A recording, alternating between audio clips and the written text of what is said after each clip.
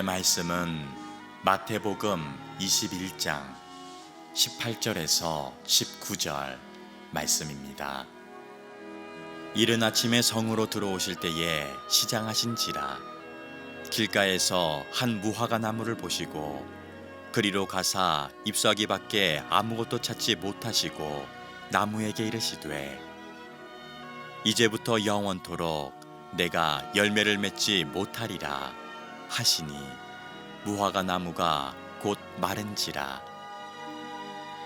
아멘.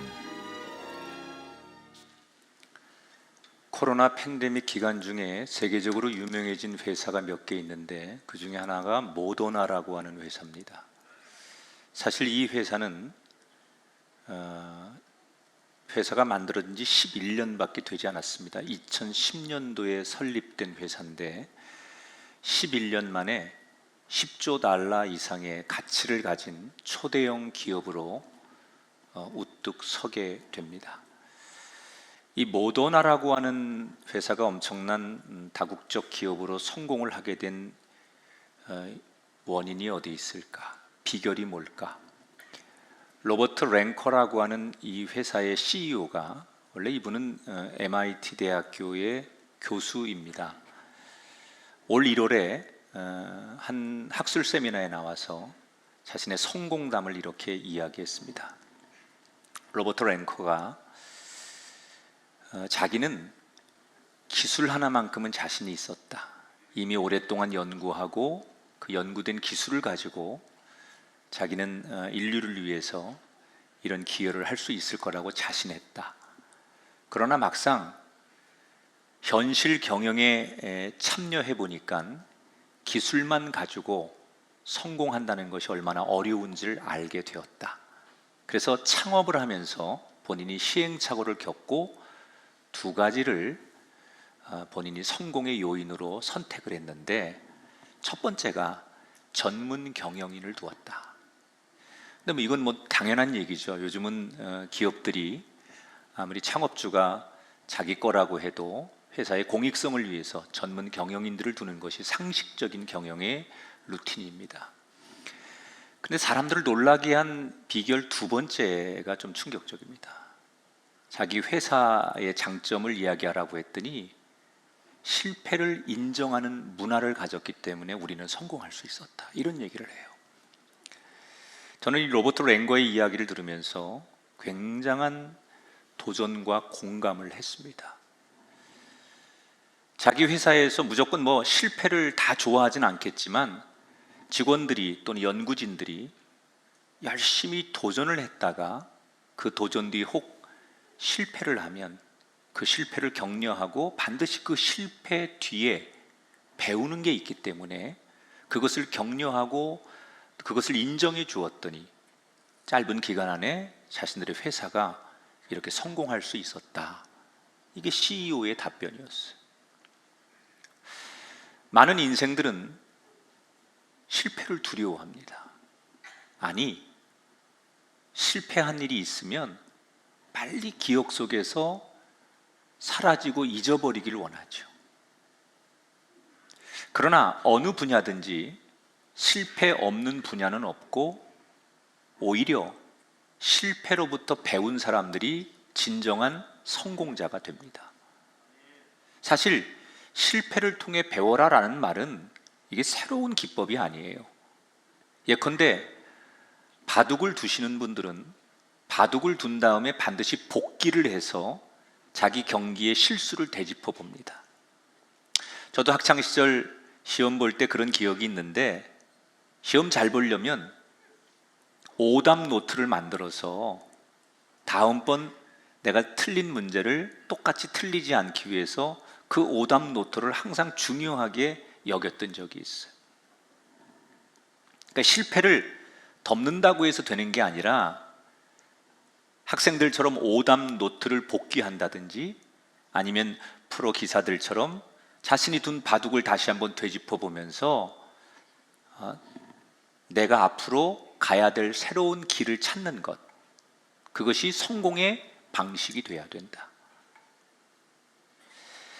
여러분, 우린 신앙생활을 하면서 세상에 완벽한 믿음을 가지고 신앙을 가진 사람은 없습니다.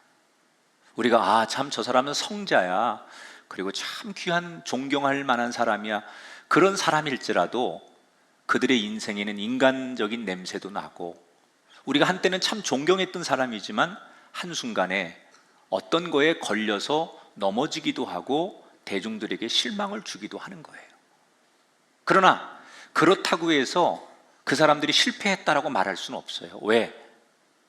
그런 믿음과 신앙에도 주저앉고 넘어지는 순간이 있지만 마치 오답 노트처럼 내가 그때 이런 것 때문에 내 믿음에서 신앙에서 주저앉았으니 그걸 기억하면서 다시는 그러지 말아야지. 이런 것들을 사람이 신앙적으로 가지고 있으면 그건 역시도 한때는 넘어진 사람이지만 그는 신앙적으로 승리한 사람이 될 수 있다는 거예요. 여러분, 성경은 어떤 말씀이냐면 물론 우리를 구원으로 인도하는 하나님의 말씀이지만 그 말씀 안에는 그동안 하나님 앞에 신앙생활을 했던 역사의 많은 신앙의 선배들 이야기 가운데 실패하고 넘어지고 잘못한 사람들의 이야기를 성경은 감추지 않아요. 과감하게 드러내고 오히려 그 성경을 읽는 독자들에게 이 성경의 오답 노트를 보면서 우리가 살아가는 인생길에 새로운 길을 찾기를 바라는 게 성경의 말씀이에요. 그래서 오늘 우리는 어쩌면 역발상으로 우리가 정말 성공하고 인생의 행복한 길을 찾기를 원한다면 하나님이 우리에게 가르쳐 주시는 신앙의 인생의 선배들 가운데 오답 노트를 썼던 사람들의 이야기를 들으면서 우리는 우리의 새로운 길을 찾는 건 어떨까? 그래서 여러분을 오늘 저는 성경의 말씀으로 초대하는 겁니다. 오늘 마태복음 21장의 말씀을 나눌 건데 지난 시간에 예수님께서 성전의 노점상들을 뒤엎는 이야기를 우리가 함께 나누었습니다. 그리고 하루가 지난 다음에 예수님과 제자들에게 어떤 일이 일어나는지 오늘 성경은 이렇게 소개하죠. 18절 19절에 보니까 이른 아침에 성으로 들어오실 때 시장하신지라 길가에서 한 무화과 나무를 보시고 그리로 가사 잎사귀 밖에 아무것도 찾지 못하셨다. 자, 여기 성경이 시제를 뭐라고 얘기하느냐? 이른 아침에 예수님께서 다시 성전으로 발걸음을 제자들과 옮기셨다는 거예요. 그러니까 아마도 예수님이 성전을 가기 위해서 아침부터 서둘다 보니 그날 아침을 드시지 못한 것 같아요. 예수님도 배가 고팠죠. 그러니까 예수님의 그 근본은 하나님이시지만 육신의 몸을 입으신 예수님의 그 인성의 모습을 가장 정확하게 표현한 구절 중에 하나가 이런 본문 말씀이죠. 제자들과 함께 성전으로 올라가다가 너무 배가 고픈 거예요. 예수님도 배가 고프셨지만 예수님 때문에 예수님을 따라가느라고 배고픈 제자들의 모습도 안쓰러웠을 거예요. 그래서 예수님이 주변에 뭐 좀 시장한데 요기할 게 없을까, 그리고 주변을 두리번 거리는데 길가에 무화과 나무가 쭉 펴 있는 거예요. 그런데 그 중에 여러 개 무화과 나무 중에 아주 키도 크고 잎사귀도 풍성하고 딱 한눈에 봐서 열매가 많이 열려 있을 것 같은 나무가 보이는 거예요. 그래서 예수님께서 그 나무에게 다가가시죠. 자, 여기서 잠깐 이스라엘 사람들에게 무화과 나무는 어떤 거냐면 이스라엘 땅에서 이 무화과 나무는 1년에 최소한 2번의 열매를 맺습니다. 첫째는 4월경에 열매를 맺는데 이 4월에 열리는 열매는 소위 봄 열매라고 하는데 이건 사람들이 잘 먹지 못하는 열매예요. 너무 써요. 그리고 열매가 아주 조그매요. 그래서 보통 사람들이 이 열매는 안 먹습니다. 그런데 문헌에 보면 써서 잘 먹을 수 없는 이 4월의 봄 열매를 여행객들이 여행을 하다가 먹을 게 없거나 너무 배가 고프고 가난한 사람들이 먹고 배고픔을 해결하기 위해서 간혹 쓰지만 이 봄 열매를 따먹는 경우가 있다. 이렇게 문헌에 기록이 되어 있어요. 그리고 이 4월에 봄 열매가 떨어지고 나면 6월부터 그 자리에 우리가 잘 아는 달콤한, 우리가 지금 먹는 무화과 열매가 열리는 거예요. 그러니까 지금 예수님이 시기적으로 6월절을 지키기 위해서 예루살렘 성전에 들어오시는 이 시기는 4월이거든요. 그러니까 예수님은 뭘 기대하는 거예요? 비록 사람들이, 대중들이 평상시에 먹지 않는 봄 열매, 쓴 열매, 작은 열매일지라도 너무 배고프니까 제자들과 이거라도 하나씩 깨물어서 배고픔을 해결하고 싶으셨던 거예요. 사실 예수님은 갈릴리 시골 출신이기 때문에 그 이스라엘 땅에 언제 꽃이 피고 언제 열매가 열리고 언제 잎이 떨어진지 너무 잘 알죠, 예수님이.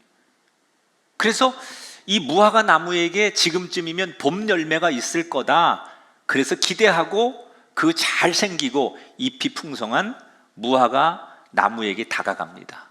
그 얘기는 뭐예요? 기대했다는 거예요.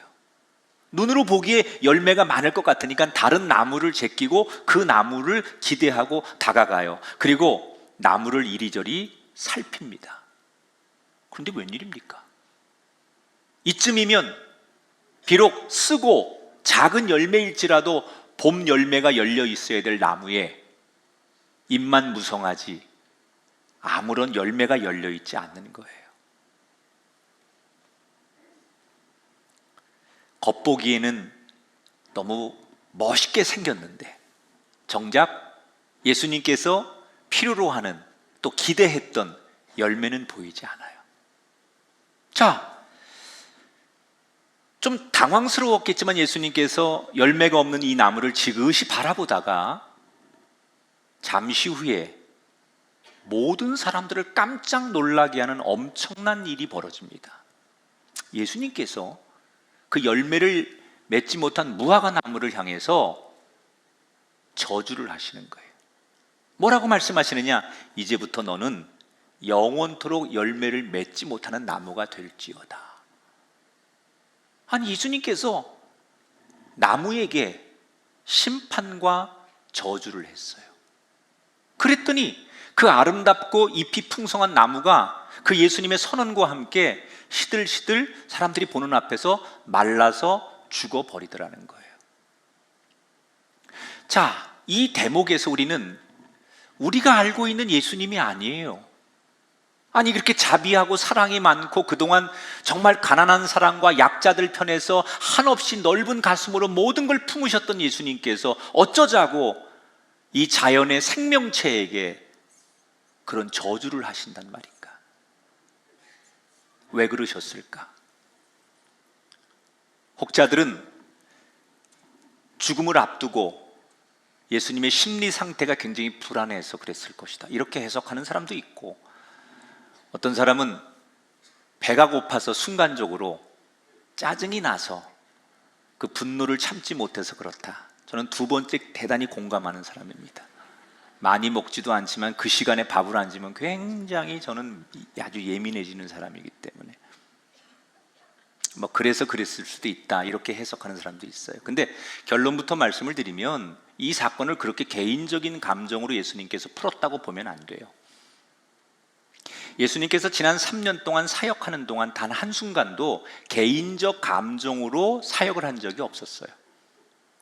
어느 때는 부드러운 모습, 또 어느 때는 아주 무서운 모습, 어느 모습이든 간에 그 뒤에는 예수님이 전하려고 하는 의도를 가지고 그렇게 하는 거지 개인적인 감정이나 화풀이로 그렇게 하신 적은 한 번도 없어요. 지금 이 무화과 나무를 향해서 그런 퍼포먼스, 저주를 하시는 것은 단순히 그 무화과 나무 생명체를 저주하는 게 아니라 이 사건을 통해서 대중들에게 또는 유대인들에게 뭔가를 전하고 싶은 비유적인 메시지가 있었기 때문에 그런 행동과 언어를 쓰시는 거지, 이것이 단순히 개인적인 감정으로 그 나무를 저주했다, 이렇게 해석하면 안 된다는 거죠. 그게 뭐냐? 당시 예수님 당시에 종교 지도자들인 대제사장, 서기관, 이런 사람들은 말로는 자기들이 하나님을 잘 아는 것처럼 얘기하고 세상 모든 사람을 하나님 대신해서 사랑한다고 하지만 정작 그들의 삶을 보면 잎만무성한 무화과 나무처럼 누구도 사랑하지 않고 실천하지 않고 자기들의 기득권의 이득을 위해 살아가는 종교 지도자들, 그들이 언젠가는 하나님 앞에 이렇게 심판을 받게 될 것이다. 또 한편으로 지난 3년 동안 예수님을 쫓아다니면서 예수님에게 많은 가르침을 받았지만 3년이 지난 지금도 여전히 아무런 믿음의 열매조차 맺지 못하고 제자답지 않은 그 제자들에게 언젠가 너희들도 말만 앞서고 겉만 번드르르 하고 그런 신앙과 믿음을 가지면 언젠가 하나님 앞에 이런 심판대에서 우리 인생의 열매 없는 것에 대해서 심판을 받게 될 것이다.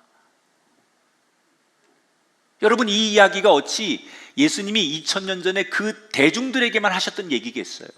오늘 이 시대를 살아가는 우리들에게, 우리가 지금 이렇게 많은 분들이 교회를 나와 있지만 말로는 나는 크리스찬입니다, 나는 목사입니다, 나는 교회의 이런 직분자입니다, 이렇게 교회를 다닌다고 말하고 나는 하나님을 사랑한다고 말하고 나는 큰 믿음을 소유한 것처럼 우리 입으로는 말하지만 세상에 나가서 또는 우리의 삶의 자리에서 아무런 삶의 열매를 맺지 못하면 예수님이 지적하는 이 무화과 나무와 잎만 무성한 무화과 나무와 우리가 똑같지 않냐는 거예요. 그러니까 예수님은 지금 뭘 전하고 싶은 거죠? 이 무화과 나무 사건을 통해서 제자들이나 유대인들이나 종교 지도자들이나 이 마태복음이라는 책을 접하는 많은 독자들에게 겉만 번지르하고 말만 잘하는 사람이 아니라 삶으로 열매를 맺을 수 있는 인생이 돼야 된다는 것을 강조하고 싶은 거예요. 이거를 예수님은 정말 지금 이제 예수님은 십자가를 지는 게 한 5일 정도 남은 거거든요. 5일도 안 남았죠. 화요일 날 아침에 사건이니까 금요일 날 예수님께서 십자가를 지시는 거니까 마지막 십자가 지기 한 주간의 지금 사건을 행적을 쫓아가는 건데, 십자가를 며칠 뒤면 져야 되는 예수님으로서는 이제 제자들에게, 종교 지도자들에게 하나님의 뜻을 가르칠 시간이 없는 거예요. 그래서 너무나 간절하고 절박하게 이 무화과 나무를 비유해서 인생의 삶의 열매를 맺는 인생이 되라고 강력하게 간절하게 이 메시지를 전하는 거예요. 그런데 가장 옆에서 예수님의 이 말씀을 접했던 제자들 보세요. 예수님의 그 간절한 의도와는 다르게 이 사람들 어떻게 예수님 말씀을 해석하는 줄 알아요? 20절에 보니까 제자들이 이것을 보고 놀라서 말하였다. 무화과 나무가 어떻게 그렇게 당장 말라버렸을까? 제자들은 예수님이 이 무화과 나무를 통해서 자신들에게 가르치고 전하려고 하는 거에 대한 관심이 없어요. 그냥 이 예수님의 놀라운 퍼포먼스를 보면서 박수를 치면서 야, 어떻게 이런 일이 일어나죠? 예수님 이거 어떻게 하는 거예요? 그러면서 이 사건 자체를 너무 신기해했다는 거예요. 다른 사람이면 몰라도 예수님을 3년 동안 쫓아다녔던 제자들이 예수님이 전하려고 하는 그 의도에는 관심이 없고 그냥 그 퍼포먼스, 놀라운 일, 이거에만 좋아라고 박수를 쳤다는 거예요. 여러분, 3년 동안이나 예수님의 가르침을 가장 가까운 데서 받았던 제자들이 왜 이렇게 3년이 지났는데도 여전히 엉뚱한 소리나 하는 인생이 되었을까? 간단해요. 이 제자들의 관심은 예수님이 전하는 진실의 소리, 진리의 소리에는 관심이 없어요.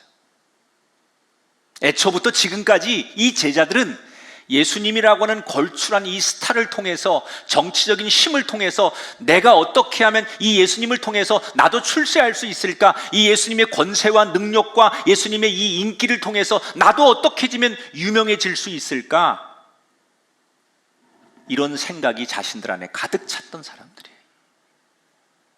처음부터 지금까지 예수님이 가르치고 예수님이 전하려고 하는 진실에는 들으려고 안 하고 자신들의 야망, 자신들의 목표, 자신들의 꿈, 그러니까 예수님을 통해서 출세해보고 싶다는 자신들의 소원이 너무 크니까, 여러분, 사람이 내 소리가 너무 크면 다른 게 안 들리잖아요. 마음에도 내 소원이 너무 절박하면 다른 외침이 내 마음에 안 들리는 거예요.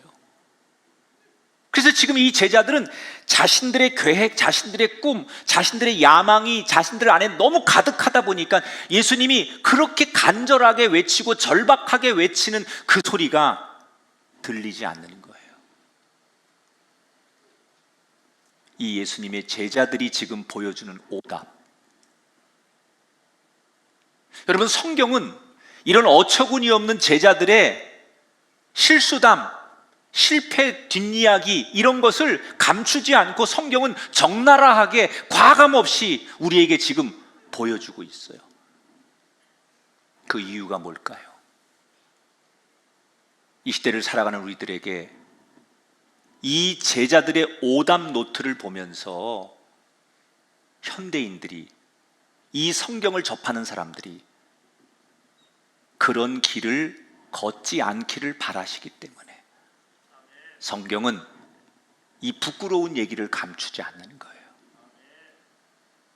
그러면 오늘 현대인들은 그런 의도를 가지고 우리에게 들려주는 이 성경의 이야기를 보면서 나는 예수님의 소리에 귀를 기울이는 제자인가? 아니면 여전히 내 소리, 내 계획, 내 야망의 소리가 너무 커서 나에게 그렇게 끊임없이 던지는 주님의 진리의 소리가 들리지 않는 사람인가? 가장 좋은 예배는요, 여러분이 어디 교회를 가서 어떤 예배를 드리는 간에 가장 좋은 예배는 그 예배를 통해서 나에게 말씀하시는 주님의 소리를 듣는 거예요. 하나님은 우리가 이렇게 드리는 예배를 통해서, 물론 이렇게 목사의 말씀을 통해서 나에게 들려주시는 말씀이구나 이렇게 깨닫게 하실 수도 있고, 찬송을 통해서, 기도를 통해서 나에게 들려주시는 세미한 음성을 듣게 하실 때도 있어요. 우리 일상에서 우리가 기쁜 일을 만나는 사건을 통해서, 또는 슬픈 일을 통해서, 평범한 일을 통해서, 아니 어떤 사람에게는 아주 충격적이고 끔찍한 사건을 통해서 주님이 우리에게 하고 싶은 말씀을 때때로 하세요. 그러니까 하나님이 우리에게 말씀하시는 방식과 통로는 우리의 일상을 통해서 굉장히 다양한 방식으로 끊임없이 우리에게 말씀하는데, 문제는 우리가 그렇게 끊임없이 우리에게 말씀하시는 하나님의 소리를 듣지 못한다는 거예요. 왜 듣지 못하느냐? 내 소리가 너무 큰 거예요. 내 생각, 내 소원이 너무 크니까 주님께서 말씀하시는 그 세미한 음성이 내게 안 들리는 거예요. 여러분, 내 소리가 너무 크니까 저기서 주님이 내게 말씀하시는 그 세미한 음성이 들릴 수가 없어요. 그래서 가장 좋은 예배는, 가장 좋은 신앙인은 뭘 해야 되느냐? 내 소리를 끌 줄 알아야 돼요. 우리가 내 소원에 아무리 충분한 이유가 있고 내 계획이 아무리 정당화돼도 그것이 주님의 음성을 넘어서면 안 됩니다. 여러분, 저는 구약의 모세를 보면서 왜 하나님께서 팔팔하고 능력 많을 때 모세를 쓰지 않고 저 초야에 묻혀서 이제 정말 할아버지가 돼가지고 힘도 없고 아무도 주목하지 않는, 힘도 빠지고 야망도 없고 소원도 없고 그런 모세를 하나님께서 쓰셨을까? 왜 그랬다고 생각해요?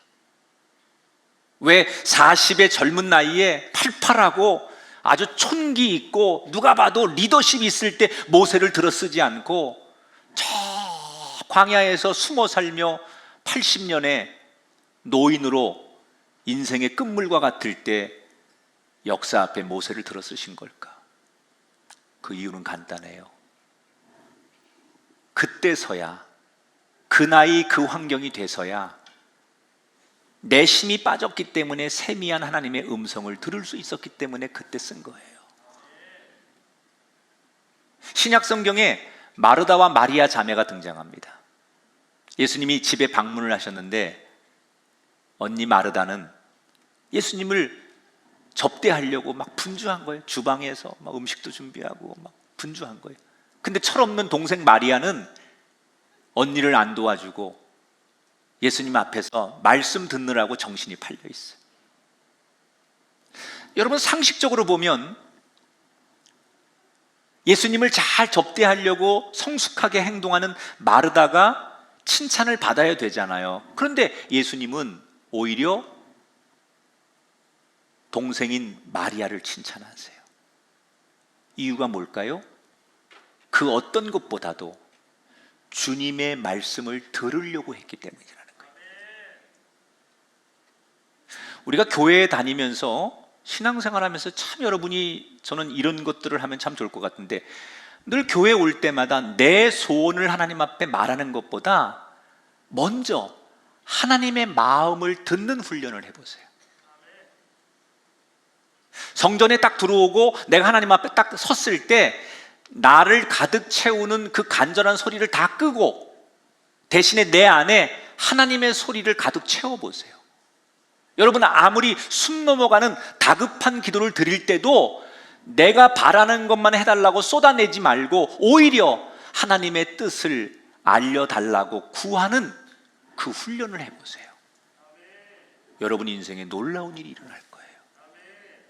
하나님 앞에 부르짖어서 소리쳐서 내 소원이 이거고 내가 요구하는 게 이거고, 아버지 내가 당신의 자녀인데 나를 이렇게 해주세요라고 고래고래 소리 지르는 것보다 더 위대한 기도가 뭐냐? 내 소원을 말하기 전에 아버지의 마음의 소리를 내 안에 가득 채울 때, 그때 그 영혼에게, 그 인생에게 놀라운 일이 일어날 줄 믿습니다. 저는 오늘 이 마태복음에 등장하는 제자들의 실패한 오답 노트를 우리는 이 세상을 살아가면서 수없이 이 말씀을 묵상하고 또 묵상하면서 두 번 다시 우리 인생에 이 제자들처럼 내 야망, 내 계획, 내 주장의 소리가 너무 커서 그 하나님이 내게 들려주시는 소리를 차단하는 사람이 아니라 그 소리가 내게 들려올 수 있는, 그 소리가 들려야 살 거 아닙니까?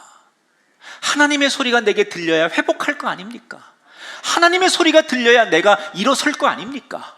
어떻게 그 소리를 듣지 않고 우리 인생의 진리를 찾을 수 있겠어요? 저와 여러분의 발걸음이 그분의 음성에 맞춰지는 걸음이 되기를 주님의 이름으로 축원합니다. 자, 이렇게 예수님이 이제 성전에 들어오시다가 무화과 나무를 통해서 제자들과 유대인들에게 교훈을 한 가지 주시고 나서 드디어 성전에 들어와서 거기 모여 있는 사람들에게 말씀을 가르치기 시작했어요. 바로 이때 이 성전 안에 불청객들이 찾아옵니다. 어떤 사람들이 예수님을 찾아오느냐? 23절에 보니까 예수께서 성전에 들어가 가르치실 때 대제사장들과 백성의 장로들이 나와 이르되 내가 무슨 권위로 이런 일을 하느냐? 또 누가 이 권위를 너에게 주었느냐? 자, 사역을 하는 사람들 가운데 가장 리더인 대제사장들과 평신도를 상징하는 가장 리더인 장로들이 예수님이 말씀을 전하는 성전에 찾아와서 예수님께 뭐라고 시비를 거느냐? 너는 무슨 자격이 있길래 여기서 말씀을 가르치느냐? 당시 하나님의 말씀 율법을 가르치려면 랍비라고 하는 훈련을 받아야 돼. 지금으로 말하면 이렇게 사범대 교육대학도 나와야 되고 목사가 되려면 신학대학을 나와야죠. 그래야 우리는 저분이 그럴 만한 자격이 있는 사람이야. 그런데 예수님은 랍비 훈련을 받은 적도 없는 사람이에요. 그리고 어제 무슨 일이 있었어요? 성전의 그 자판상들을 다 뒤엎으면서 하나님의 성전은 기도하는 곳인데 왜 이렇게 장사치로 만들었느냐 그러면서 분노하셨잖아요. 그런데 그것을 누가 결정하느냐? 당시에 종교 권력자들인 사내들인 공회의 대제사장들이 자기들이 그 교회 운영 방식을 정하는 거예요.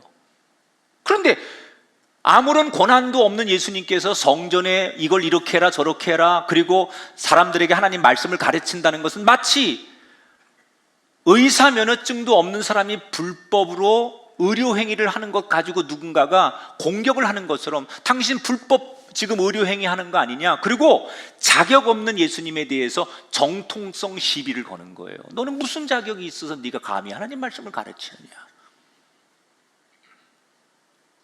말이야 맞는 말 아닙니까?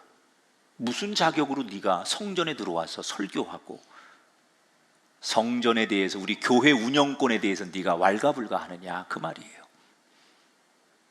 이때 예수님께서 그들이 던진 질문에 다시 역질문을 던지세요. 대답을 해야 되는데 예수님이 대답 대신에 질문을 던져요. 이것은 예수님 당시에 중세시대에 랍비들의 전형적인 그 논쟁의 방식이에요. 질문을 받으면 다시 질문을 던짐으로 그 논쟁의 배틀을 이어가는 게 예수님 당시 랍비들의 전형적인 그 논쟁의 방식, 토론의 방식이거든요. 그러니까 아마도 그 당시에 가장 그 사람들이 많이 하던 토론의 방식으로 예수님께서 질문을 받으니까 그러면 나도 그 대답으로 질문을 하겠다며 질문을 던지는 거예요. 뭐라고 질문을 던지느냐? 그러면 세례 요한의 그 세례를 베푼 그것은 하늘이 하나님이 주셔서 하는 거냐, 아니면 사람들이 좋아서 하는 거냐, 이렇게 물어봐요. 세례 요한이 누구예요? 광야에서 누구로부터 자격을 얻어서 한 게 아니라 회개하라, 그리고 회개의 복음을 전하고 많은 사람들에게 회개하면 세례를 주었던 사람이에요. 그런데 이 사람이 무슨 누구로부터 자격을 받아서 한 사람이 아닌데 이 사람이 워낙 훌륭하니까 많은 사람들은 이 세례 요한을 당시 유대인들은 존경하고 하나님이 보낸 선지자라고 믿고 있었어요. 그리고 종교 지도자들 가운데도 한때는 이 세례 요한의 가르침을 받고 세례를 받은 사람도 있었어요. 근데 이 세례 요한과 예수님은 공통점이 많아요. 그리고 세례 요한이 뭐라고 말해요? 나보다 더 위대한 분이 오셨으니 이분이 예수님이라고 소개하고 그는 순교한 거예요.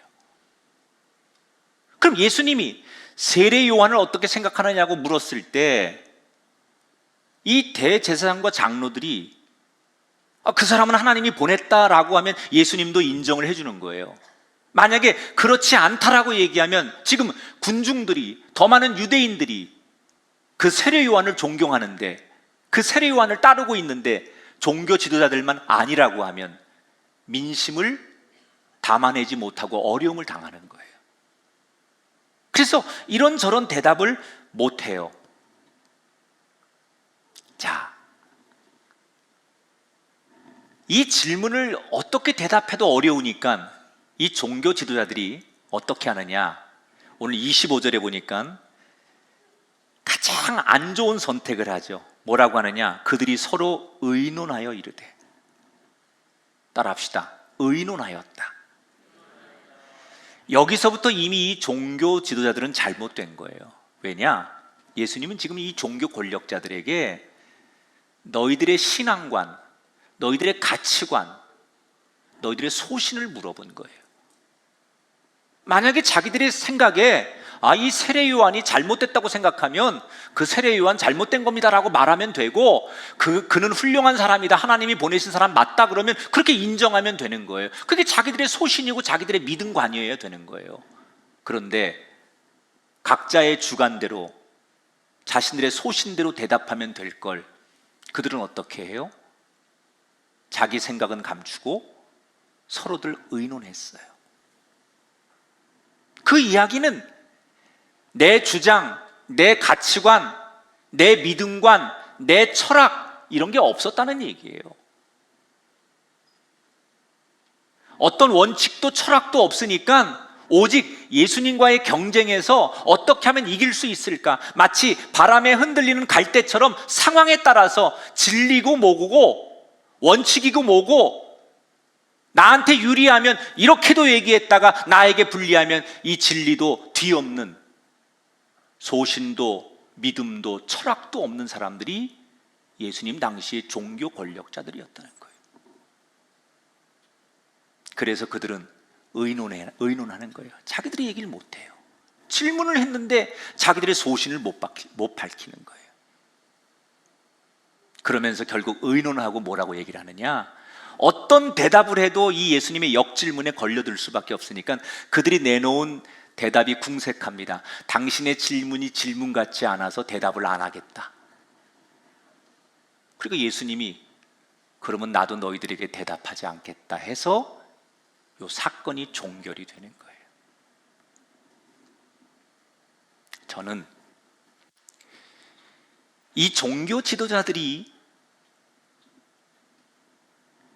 가치관도 없고 자기 소신과 믿음의 철학도 없는 이 사람들의 모습을 보면서 이게 오늘 우리들의 모습 아닌가? 과연 오늘 이 시대를 살아가는 우리 그리스도인들 가운데, 이 시대 지성인들 가운데 우리가 정말 옳고 그름에 대한 분명한 기준과 의식이 우리한테 있는가? 솔직히 저는 그런 사람을 찾기가 어려운 것 같아요. 우리가 아무리 훌륭하다고 말하고 존경하는 사람의 그 이면 속에도 보면 자기 입지를 위해서는 얼마든지 갈라치기를 하고 자기의 소신과 원칙을 버리는 사람들, 돈을 위해서라면 현대인들이 불법을 서슴지 않고 자기 스펙을 위해서라면 표절도 서슴지 않고 그 수없는 동지가 적이 되기도 하고 같이 만나면 안 되는 부류의 사람들이, 적들이 어느 날 내 이익을 위해서는 동지도 되어버리는,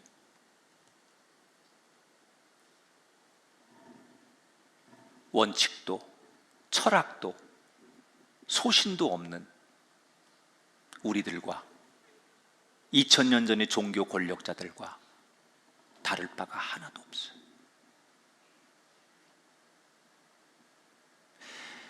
제 기억에 한 10년 전에 이런 설문 결과를 제가 보고 참 씁쓸했던 적이 있었어요. 어떤 거냐면 고등학생들은 한 44%, 중학생들이 한 28%, 초등학생들이 12%.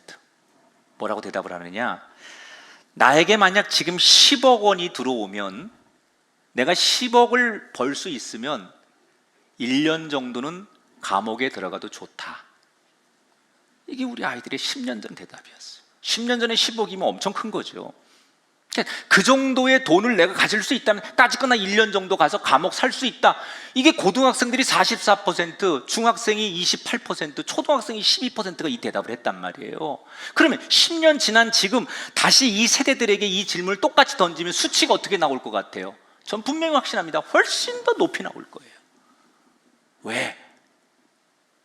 지금은 돈이 만능의 시대고 인기가 만능인 시대를 살고 있잖아요.